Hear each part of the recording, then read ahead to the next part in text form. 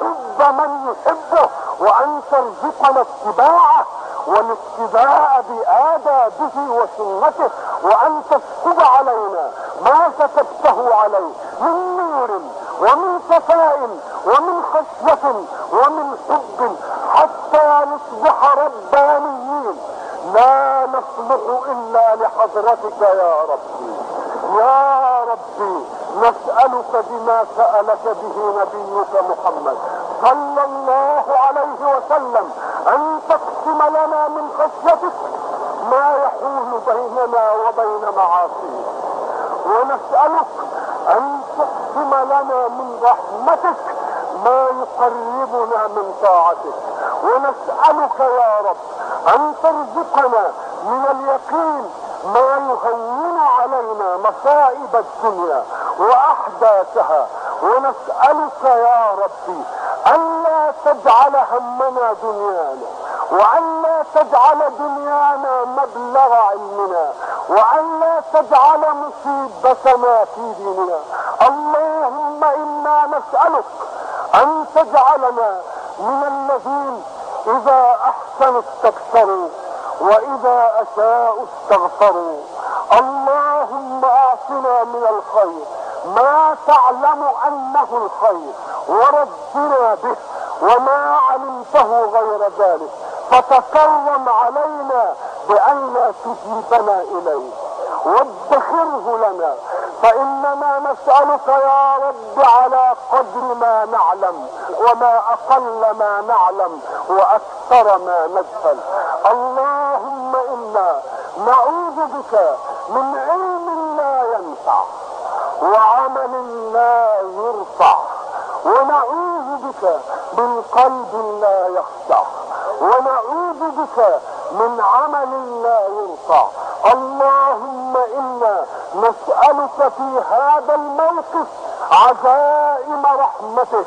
اللهم أمتعنا بأسماعنا وأبصارنا وقواتنا واجعلها الوارث منا. اللهم اجعل ثأرنا على من ظلمنا وانصرنا على أعدائنا.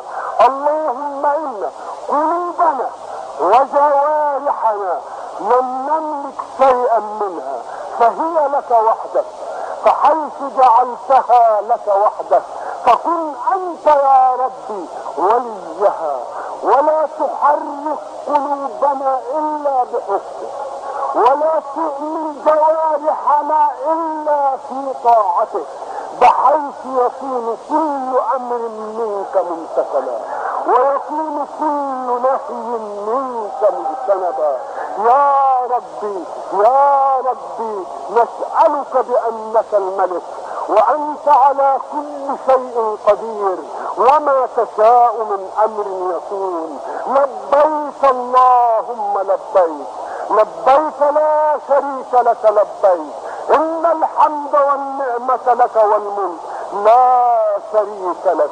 يا ربي يا ربي يا ربي وما أحسنها من راحة حين نعلم أن لنا ربا نفزع إليه، مجرد النطق بها يريحنا يا ربي، فكيف بالعطاء بعدها؟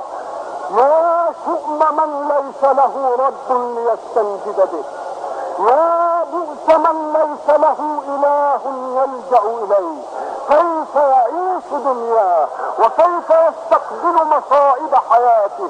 اللهم إنا نحمدك لأنك هديتنا إلى الإيمان، ونحمدك لأنك هديتنا إلى الإسلام.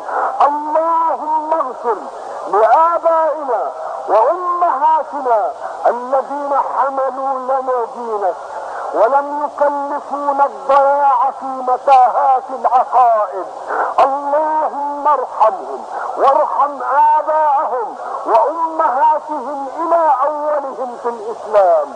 اللهم كما سألناك لمن مضى منا الرحمة فنسألك لمن بقي منك العفو والعافية والعفة، ونسألك له الاستقامة على منهجك. اللهم اهد حكام المسلمين لمنهجك، اللهم واهد حكام المسلمين لمنهجك. اللهم إنا نسألك أن تجمعهم على دينك، وأن توحد بين صفوفهم تحت راية قرآنك ومنهج نبيك. اللهم إنا نسألك يا ربي أن تجعل هؤلاء رواد كلمة يقولونها، وهي دستور الحكم في بلاد الإسلام القرآن. اللهم ألهمهم هذا المنطق، اللهم وفقهم إنهم فعلوا، اللهم اهدهم إليه. اللهم إنا نسألك لهم هديا وتوفيقا وسدادا. يا ربي يا ربي نسألك بأنك الملك وأنت على كل شيء قدير، وما تشاء من أمر يكون. لبيك اللهم لبيك، لبيك لا شريك لك لبيك، إن الحمد والنعمة لك والملك لا شريك لك. يا ربي يا ربي نسألك لهم جميعا مغفرة ورحمة ورضوانا. اللهم من وصلته في هذه الساحة اليوم فلا تحرمه الوصل إلى أن يموت.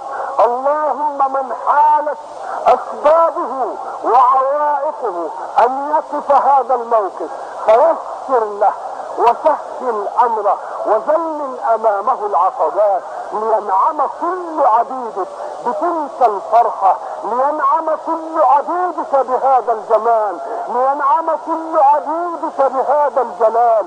لبيك اللهم لبيك، لبيك لا شريك لك لبيك، إن الحمد والنعمة لك والملك لا شريك لك.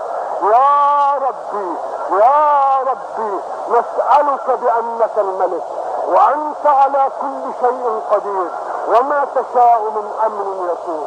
يا ربي يا ربي يا ربي نسألك بأنك الملك وأنت على كل شيء قدير، وما تشاء من أمر يكون.